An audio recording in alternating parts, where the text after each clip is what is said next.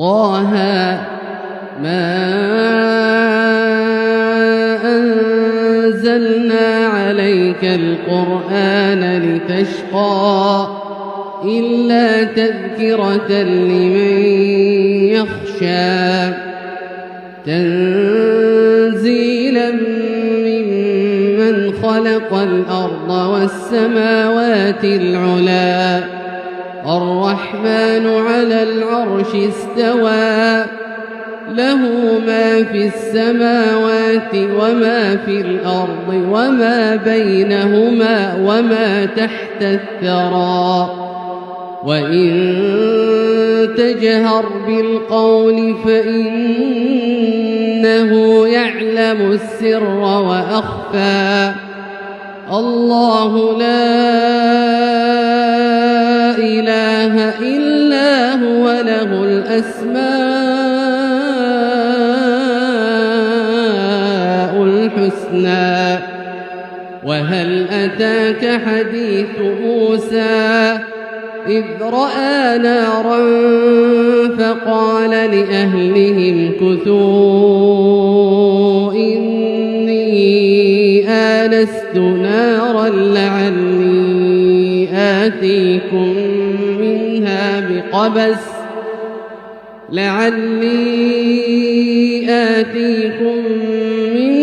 بقبس أو أجد على النار هدى فلما أتاها نودي يا موسى إني أنا ربك فاخلع نعليك إنك بالوادي المقدس طوى وأنا اخترتك فاستمع لما يوحى إنني أنا الله لا إله إلا أنا فاعبدني وأقم الصلاة لذكري إن الساعة آتية أكاد أخفيها لتجزى كل نفس بما تسعى فلا يصدنك عنها من لا يؤمن بها واتبع هواه فتردى وما تلك بيمينك يا موسى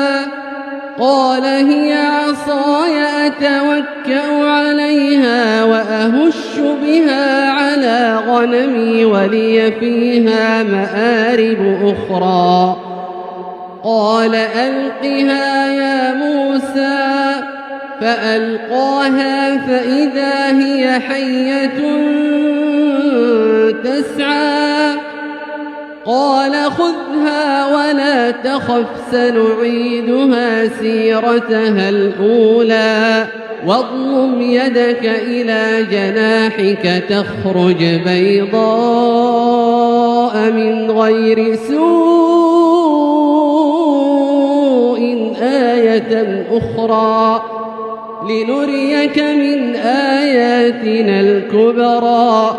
اذهب إلى فرعون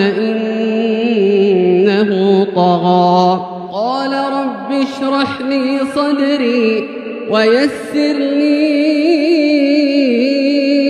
أمري واحلل عقدة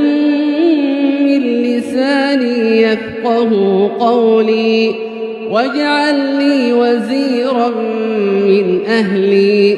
هارون أخي اشدد به أزري وأشركه في أمري كي نسبحك كثيرا ونذكرك كثيرا إنك كنت بنا بصيرا قال قد أوتيت سؤلك يا موسى ولقد مننا عليك مرة أخرى إذ أوحينا إلى أمك كما يوحى أن اقذفيه في التابوت فاقذفيه في اليم فليلقه اليم بالساحل يأخذه عدو لي وعدو له وألقيت عليك محبة مني ولتصنع على عيني إذ تمشي أختك فتقول هل أدلكم على من يكفله فرجعناك إلى أمك كي تقر عينها ولا تحزن وقتلت نفسا فنجيناك من الغم وفتناك فتونا فلبثت سنين في أهل مدين ثم جئت على قدر يا موسى واصطنعتك لنفسي اذهب أنت وأخوك بآياتي ولا تنيا في ذكري اذهبا إلى فرعون إنه طغى فقولا له قولا لينا لعله يتذكر أو يخشى قالا ربنا إننا نخاف أن يفرط علينا أو أن يطغى قال لا تخافا إنني معكما أسمع وأرى فأتياه فقولا إنا رسولا ربك فأرسل معنا بني إسرائيل ولا تعذبهم قد جئناك بآية من ربك والسلام على من اتبع الهدى إنا قد أوحي إلينا أن العذاب على من